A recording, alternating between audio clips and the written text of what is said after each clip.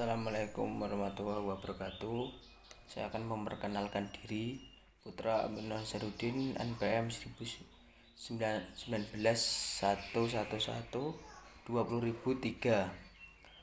dari Prodi Teknik Industri. Saya akan presentasikan tugas UAS dari makul praktikum statistik. Yang pertama, modul 1.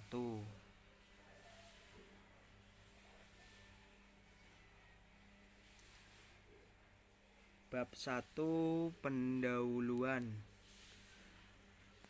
Latar belakang Badan Pusat Statistik BPS adalah lembaga pemerintah non-departemen yang bertanggung jawab langsung kepada Presiden. Sebelumnya BPS merupakan Biro Pusat Statistik yang dibentuk berdasarkan Undang-Undang UU Nomor 6 Tahun 1960 tentang Sensus dan Undang-Undang Nomor 7 Tahun 1960 tentang statistik.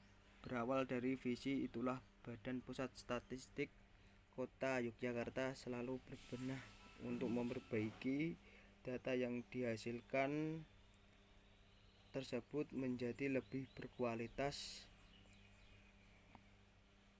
Yang kedua, rumus masalah. Dari penjelasan di atas, saya akan melakukan analisis data dengan analisis statistik deskriptif gunakan SPSS test selector. Bab 2, landasan teori. Dalam tugas ini saya menggunakan website Badan Statistik Kota Yogyakarta. Bab 3, pengelolaan data sebagai berikut.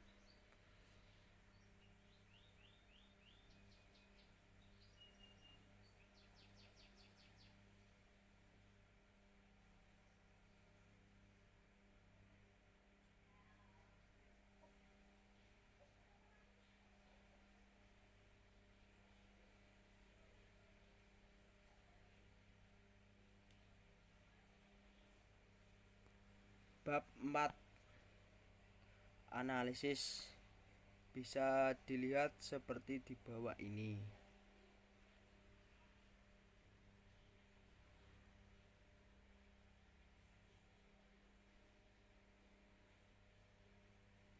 Bab 5, kesimpulan dan saran. Pada bab ini berisikan kesimpulan tentang permasalahan dan telah dibahas dan dianalisa sebelumnya, dan untuk menindaklanjuti dari kesimpulan tersebut maka di akhir penulisan dikemukakan saran-saran yang membangun dan memperbaikan dengan permasalahan yang dibahas agar dapat berguna bagi semua pihak.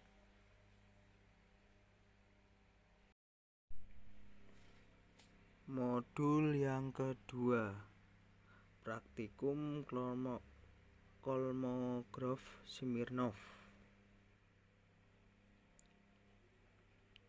Bab 1, pendahuluan.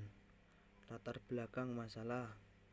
Uji normalitas adalah sebuah uji yang dilakukan dengan tujuan menilai sebaran data pada sebuah kelompok data atau variabel, apakah sebaran data tersebut berdistribusi normal ataukah tidak. Uji normalitas berguna untuk menentukan data yang telah dikumpulkan berdistribusi normal atau diambil dari populasi normal. Metode klasik dalam pengujian normalitas suatu data tidak begitu rumit.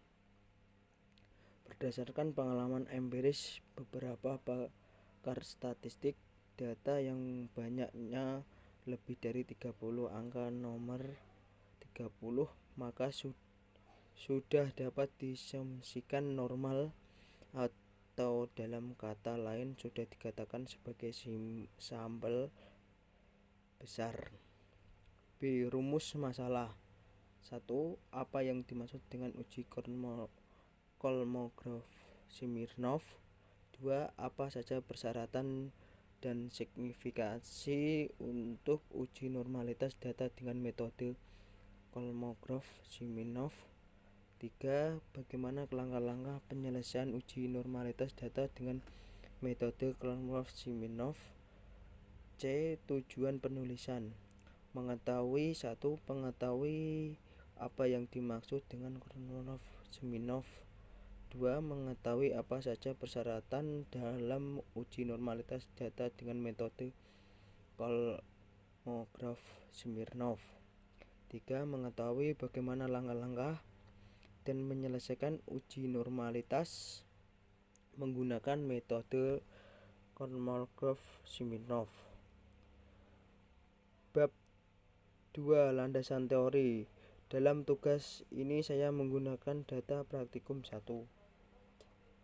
Bab 3. Pengelolaan data sebagai berikut.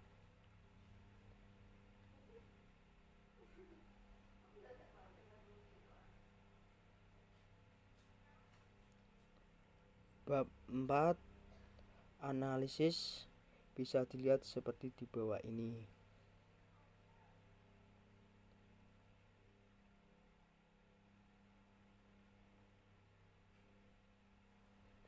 Bab 5. Kesimpulan dan saran.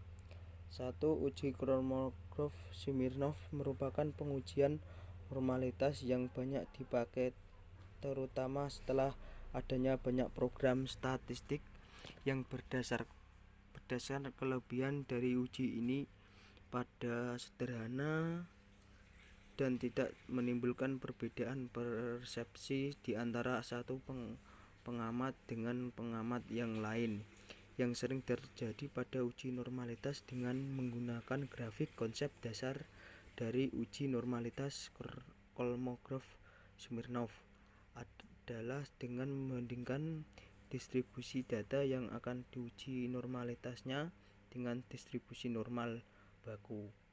Yang kedua, ada beberapa persyaratan yang harus dipenuhi dalam melakukan uji normalitas data dengan menggunakan metode Kolmogorov-Smirnov. Di antaranya data berskala, interval atau ratio, data tunggal atau belum dikelompokkan pada tabel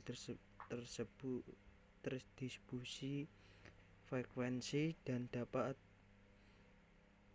untuk besar maupun kecil. Untuk hipotesis uji Ho adalah data populasi berdistribusi normal dan H1 adalah data populasi berdistribusi tidak normal. Jika nilai IF plus SL besar kurang dari nilai tabel Kolmogorov-Smirnov, maka HO diterima, H1 ditolak. Namun jika nilai F plus Fs terbesar dari nilai tabel Kolmogorov-Smirnov, maka HO ditolak, H1 diterima.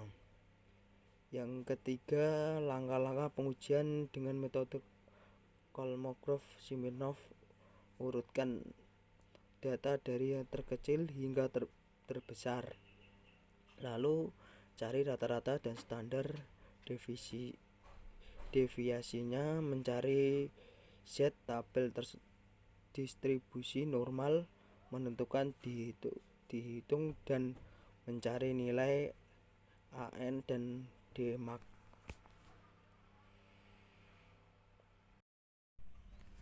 Modul yang ketiga, praktikum analisis regresi sederhana.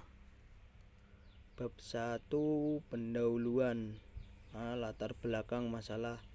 Uji analisis regresi adalah suatu analisis hubungan antara dua variabel, yaitu variabel bebas independen dan variabel tah, yaitu variabel bebas independen.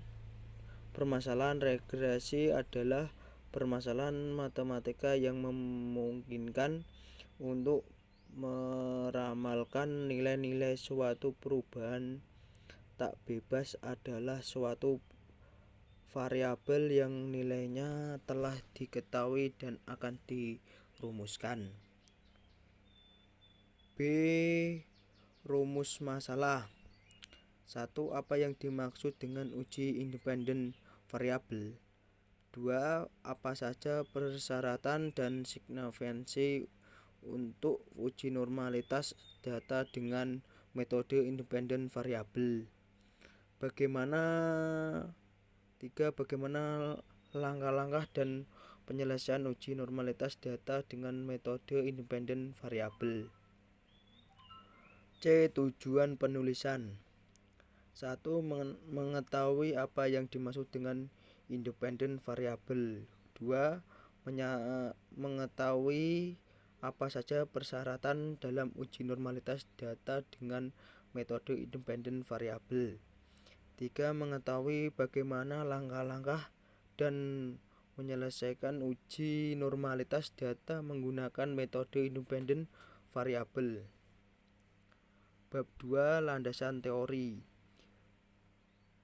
Dan tugas ini saya menggunakan data NPM.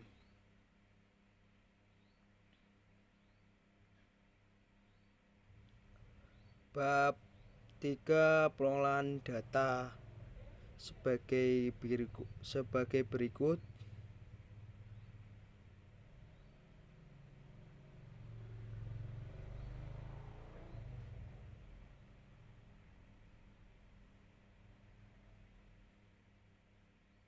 Bab 4. Analisis bisa dilihat seperti di bawah ini.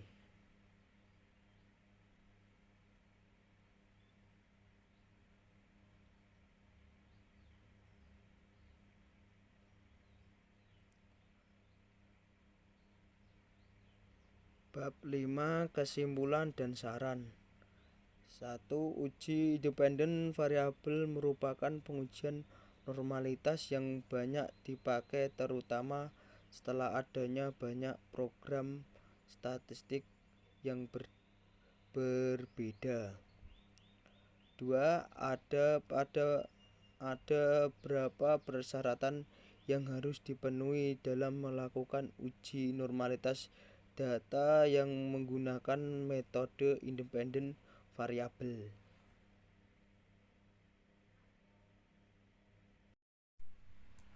Praktikum modul yang keempat. Bab 1. Pendahuluan. Latar belakang uji ranking bertanda Wilcox banyak digunakan untuk menguji perbedaan perlakuan yang diberikan kepada objek penelitian dengan pertimbangan arah dan mengenai metode relatif perbedaan dari dua sampel berpasangan. Yang kedua, rumus masalah. Dari masalah yang ada saya akan melakukan analisis data dengan menggunakan SPSS Test Selector. Bab 2. Landasan teori. Dalam tugas ini saya menggunakan data yang sudah ada.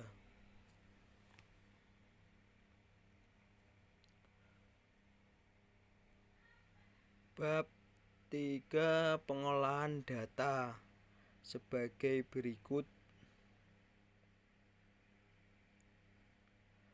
Bab 4. Analisis. Bab 4. Analisis bisa dilihat seperti di bawah ini.